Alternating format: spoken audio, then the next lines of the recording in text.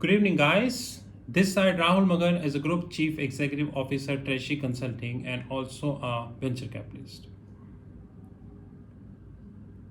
Till few years ago, I was proud to be a Singapore-based group, but now we are moving from Singapore to London. We're just waiting for this coronavirus to end, probably in another 2 years, and we are moving from Singapore to London. In a very recent circular, ECRA, which is an accounting body of Singapore, they said that all companies of Singapore need to pay $120. And guys, if you look at their rationale, you will get to know that a bankrupt country like Singapore is literally raising money by using ECRA. This is how it is happening. You need to pay $120 without any rationale. And God knows, next year they come up with another regulation. They say now pay $1,000. Singapore economy is now having an excuse that COVID-19 changed the dynamics, but the hard reality is that effective 2010, Singapore economy is consistently losing. And COVID-19 is simply an excuse. You can go to Google and check about the GDP growth rate of Singapore, you will get to know. If we exclude what happened in Hong Kong in the last 1 year, then Hong Kong did fairly well compared to Singapore, even in fintech also. And Monetary Authority of Singapore failures, fraud by fraud is also an example. Singapore is having two sovereign wealth funds, GIC and Temasek. If you look at their performance using their annual report, you will feel that a term deposit is performing better than GIC and Temasek. I'm not quoting the name of the companies where Temasek invested in India. You can go to Google and check. But Temasek invested in those companies in India, those who even do not know what is the definition of profit. The core principle of sovereign wealth fund is to invest the government saving. First of all, the government do not have any saving anymore. And whatever left, if you are investing in a loss-making companies in India, this clearly reflects how good you are performing your portfolio. And GIC is literally way ahead than Temasek. Singapore Sovereign Wealth Fund GIC is in the final round of talk with ESR, a logistic investor backed by Warburg Pincus to invest in the India's largest focused logistic fund. Though the exact investment is not known, but the GIC to put 100 million, which is 750 crores in a fund, which has a target corpus of about 300 million. It means you are the 1/3 investor, state.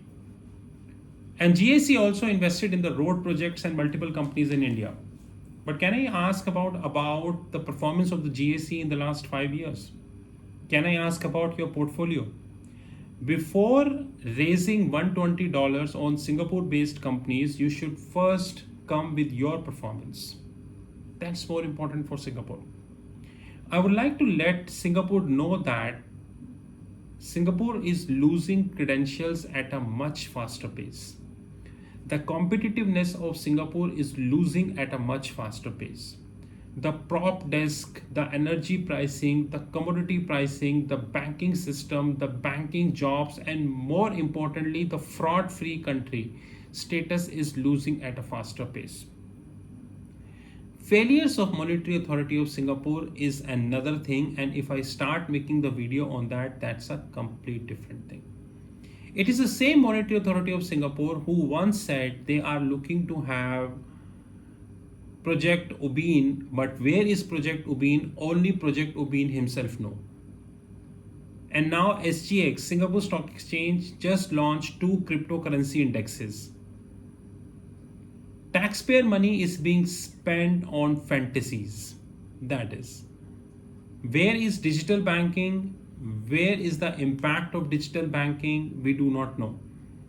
And very important thing that is threatening Singapore nowadays is the commodities finance. I really do not know whether how much you know about commodities finance, but basically the commodities desk across the globe, whether it is Goldman, JP, or any other bank, they are heavily reliant on commodities finance because they take big positions. Example, 100 million barrels of oil. That's a small for them. Copper, 2 million lots. Natural gas, maybe say zinc, 30 million lots. They take very big positions, sometimes for themselves, sometimes for their clients. And for that, they need a big funding. And that big funding is come using a trade finance route from the banks. And the most heated topic nowadays is that the commodities trade finance market is actually dying in Europe and in the Asia Pacific market. In fact, if you carefully see Google and study, you will get to know that the commodities finance market has actually died in Europe and very fastly dying in Asia. So all the commodities desk, those who were having access to the credit line of 100 million, 200 million, now it is not there. Several incidents happened in Singapore, several incidents happened in Asia that triggered that, and rest work is done by COVID-19. Singapore needs to remember one thing very clearly, that in 2008, when the whole globe was crying, Singapore was smiling because of their competitiveness. But now if Singapore is trying to do these things, then this is definitely an end of show for Singapore. And the final nail in the coffin is that Ministry of Manpower decision to increase the salary bar for visa.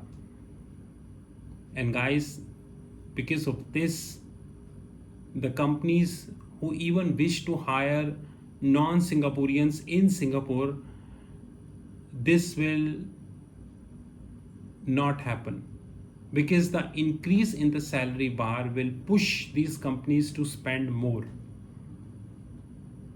And in this COVID-19 scenario, I really don't think any company is in position to do that. So Singapore economy needs to be very careful about that, else I'm definitely sure that in another 5 years, the difference between Singapore and any other Asian economy is less than 5%. It has already reached to closer to 10%. It means today there are 10% good things which are happening in Singapore, more 10% good things happening compared to any other Asian economy. And guys, do not forget to read about Dubai also. That's another important thing. What Dubai is actually doing nowadays. Dubai is in news for two reasons. Number one, the probable Indian Premier League, which is set to happen in Dubai in September. I wish it should happen the way BCCI planned. And another thing is, you check on Google. This is not conducive for Dubai, definitely. And I feel that Singapore is moving in the same direction. But we are not worried, because Treasury Consulting know that if Singapore will start committing the mistakes, then we will go to London straight. Singapore is not the only country where we can have our own headquarters. But one thing is sure, that 2008 Singapore is not there now. That's it. This is Rahul Magan from Treasury Consulting. You know our WhatsApp 9818485155. Have a great time and talk soon.